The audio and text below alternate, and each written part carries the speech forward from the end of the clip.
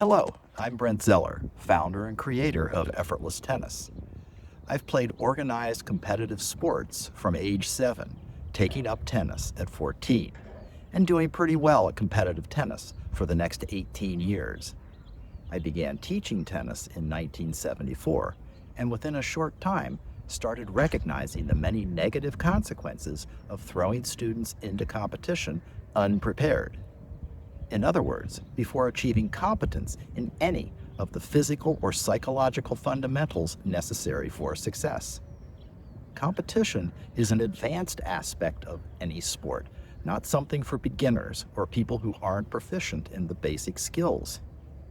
We can't run before we learn to crawl. In the early 1980s, I began de-emphasizing competition, finally removing all competition from my program in 1992. I realized that if I was going to help all my students attain their potential, I needed to mentor them in mastering the physical and psychological basics before they started keeping score. Competence before competition. The premature introduction of competition into the learning process is the biggest obstacle to success in competition. The competitive learning model dominates education and, unfortunately, does more harm than good for the vast majority of people, even the winners. Trying to learn and compete simultaneously limits performance and potential, increases anxiety and tension, and undermines perseverance, self-esteem, confidence, camaraderie, and enjoyment. When I first removed competition from my Effortless Tennis program, I was nervous. Yes, I was confident from what I had learned over the previous 18 years that the premature introduction of competition was the core reason why so few people excel and so many fail in the competitive system. But I understood that I was challenging a completely entrenched educational model that worships competition as sacrosanct, believing it cannot be questioned or improved. After an additional 33 years of research, though, I have the unshakable inner confidence to know that this is the central issue that the educational establishment needs to address. Why do we force people to compete before they have basic skills?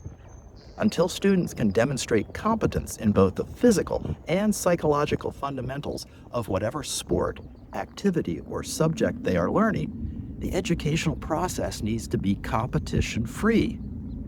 Once competence is achieved, compete if you want. I guarantee you will be more successful. The exciting news is that it's no longer necessary to have to compete to prove ourselves or achieve our potential. Peak performance can't happen in competition. It's impossible to be or play our best when an opponent is doing everything to prevent that outcome. True peak performance happens beyond competition, where we're working together to achieve our collective potential. I can't be my best unless I'm helping you be your best. A non-competitive learning environment creates a physically and psychologically healthier way to live, learn, and play.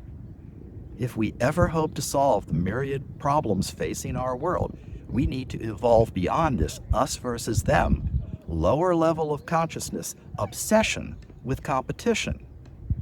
Education's ultimate purpose is to teach people how to work with each other, to learn to see others as partners, not adversaries and obstacles to our goals. We are an amazing species. It's time to actualize our potential. Everyone has a piece of the puzzle. Thanks for watching,